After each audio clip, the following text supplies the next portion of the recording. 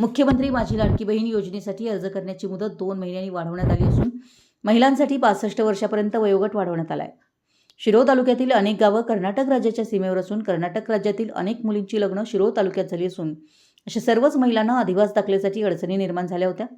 या सर्व अटी राज्य सरकारनं शिथिल करून महिलेच्या पतीच्या जन्माचा दाखला, अधिवास प्रमाणपत्र व शाळा सोडल्याचा दाखला ग्राह्य धरला जाणार असल्यानं शिरोळ तालुक्यातील बहुतांशी महिलांना यांचा लाभ होणार आहे.